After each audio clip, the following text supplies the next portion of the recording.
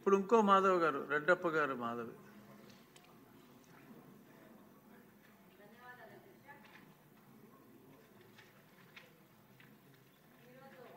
రాష్ట్రంలో ఈ మాదక ద్రవ్యాల విషయం వస్తే ఈ స్కూల్స్ దగ్గర సరౌండింగ్లో ఉన్న కూల్ డ్రింక్ షాప్లో కానీ దాంట్లో కానీ మరి ఏ మత్తు పదార్థం కలుపుతున్నారో తెలియదు కానీ ఆ మత్తు పదార్థం ఇచ్చి ఆడపిల్లలకి ముఖ్యంగా వాళ్ళకి షాప్కి వెళ్ళి కూల్ డ్రింక్ తాగితే దాంట్లో ఏదో కలిపి వాళ్ళని అలవాటు చేసి వాళ్ళ ద్వారా మిగతా ఆడపిల్లలను కూడా అట్రాక్ట్ చేసి దాని ద్వారా వాళ్ళని ఎక్స్‌ప్లాయిట్ చేసే పరిస్థితి ఉంది అధ్యక్ష.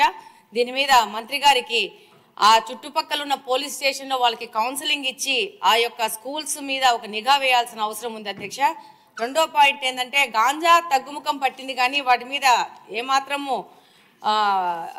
ఈజీగా తీసుకోకుండా దాని మీద ఇంకా కఠిన చర్యలు తీసుకొని వాళ్ళ మీద ఈ పెడ్లర్స్ మీద కఠినమైన కేసులు బుక్ చేయాల్సిన అవసరం ఉంది అధ్యక్ష. ముఖ్యంగా ఈ గాంజా తగ్గుముఖం పట్టింది కానీ ఇప్పుడు కొత్తగా సమాజంలో కనపడుతోంది ఏంటంటే పెయిన్ కిల్లర్స్ అత్యంత ప్రమాదకరమయ్యి డాక్టర్స్ ప్రిస్క్రిప్షన్తో మాత్రమే ఇచ్చే పెయిన్ కిల్లర్స్ని ఈ యొక్క మెడికల్ షాప్ వాళ్ళు తప్పు మార్గాల ద్వారా వాటి ప్రొక్యూర్ చేసి అంటే కొరియర్ ద్వారా అంటే ఒక ప్రాంతం నుంచి ఇంకో ప్రాంతానికి ఇంకో ప్రాంతం నుంచి ఇంకో ప్రాంతానికి లాస్ట్ వీళ్ళ దగ్గరకు వచ్చే విధంగా అంటే దాన్ని ఎలా కనుక్కోవాలో ఎలా వస్తుందో కూడా ఒక ఛాలెంజింగ్ పోలీసులకు ఛాలెంజ్ అయ్యే విధంగా తీసుకొచ్చేసి ఈ యొక్క పెయిన్ కిల్లర్స్ని యంగ్స్టర్స్కి యూత్కి అంటే 18 సంవత్సరాలు తక్కువ ఉన్న పిల్లలకి అంటే 12-11 సంవత్సరాలు ఉన్న పిల్లలకి అమ్మి దాన్ని వాళ్ళు ఇంజెక్షన్స్ రూపంలో ఎక్కించుకుంటున్నారు అధ్యక్ష బల్క్లో. దానివల్ల వాళ్ళ ఆరోగ్యం దెబ్బతింటా ఉంది. ఇంట్లో వాళ్ళు తల్లుల దగ్గర వాళ్ళని కొట్టి వాళ్ళని హింసించి కూడా డబ్బులు దొంగతనం చేయడం కానీ వాళ్ళని హింసించి తీసుకుపోవడం జరుగుతుంది వీటిని కొనుక్కోవడానికి. రెండో విషయం ఏంటంటే ఈ యొక్క పెయిన్ కిల్లర్స్ వాడడం వల్ల దాన్ని ఒక గ్రూప్ ఒకటేసారి ఒకటే ఇంజెక్షన్లో ఎక్కించుకోవడం వల్ల దానివల్ల అంటువ్యాధులు కూడా ప్రబలే అవకాశం ఉంది అధ్యక్ష.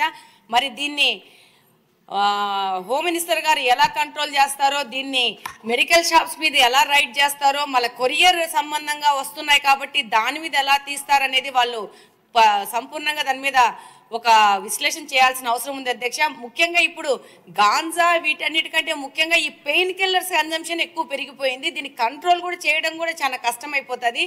దీన్ని మంత్రి గారి దృష్టికి తీసుకెళ్తున్నారు అధ్యక్ష మీ ద్వారా. థ్యాంక్ యూ అధ్యక్ష. మీ నియోజకవర్గం వరకు ఏం చేయాలో మీరు కూడా ప్లాన్ చేసుకోవచ్చు, అన్ని మంత్రి గారి మీద కాదు. శ్రావణ్ గారు సమయం చాలా తక్కువ వస్తే క్లుప్తంగా మీ ప్రశ్న.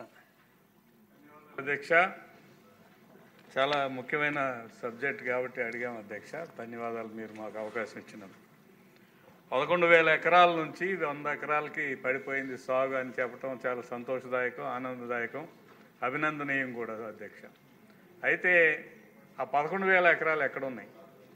అందులో 100 ఎకరాలకు దిగజారిపోయినప్పుడు ఆ 100 ఎకరాలు ఎక్కడ?